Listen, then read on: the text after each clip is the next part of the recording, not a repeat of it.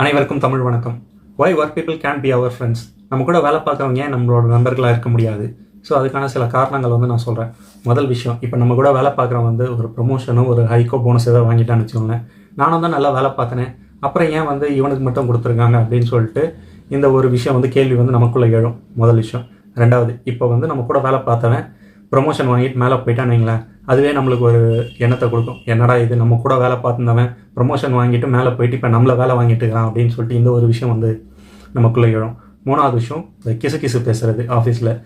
என்னடா இவன் அந்த விஷயம் பண்ணானாமே, இதை பண்ணானாமே, அவனுக்கு இது கிடைச்சதாமே அப்படின்னு சொல்லிட்டு இந்த மாதிரி விஷயம்லாம் பேசிகிட்டு இருந்தால் அது உண்மையோ பொய்யோ இந்த மாதிரி விஷயம் மேனேஜர் காதில் போச்சுன்னா அதுவே ஒரு பெரிய பிரச்சனை உண்டாகும். ஏன் வேலை போகிறது கூட வாய்ப்புகள் இருக்குது.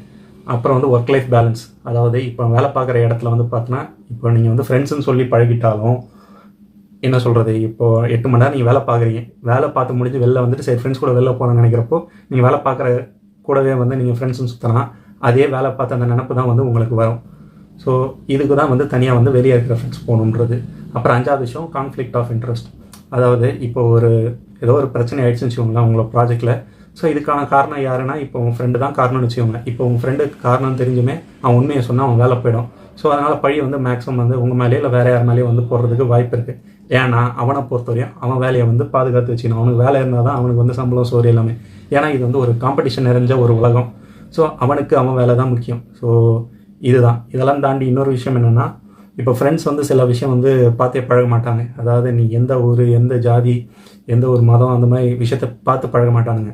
ஆனால் வேலை பார்க்குற இடத்துல இந்த மாதிரி விஷயம்லாம் பார்க்குற ஒரு விஷயம் இருக்குது. ஸோ மக்கள் எல்லாரும் பார்ப்பான்னு இல்லை, பார்க்குற மக்கள் இருக்க தான் செய்வாங்க. ஸோ இந்த ஒரு பிரச்சனையும் இருக்குது.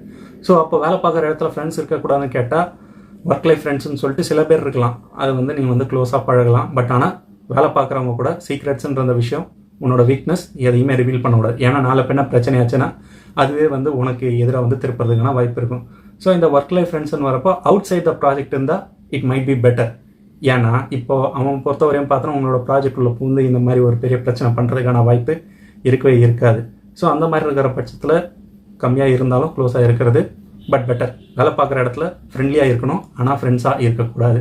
மேலே இந்த மாதிரி விஷயம்லாம் தெரிஞ்சு வச்சுன்னா மறக்காமல் நம்ம ஃபாலோ பண்ணிவிட்டு சப்ஸ்கிரைப் பண்ணிக்கோங்க. மீண்டும் உங்களை அடுத்த வீடியோ சந்திக்கிறேன். நன்றி, வணக்கம்.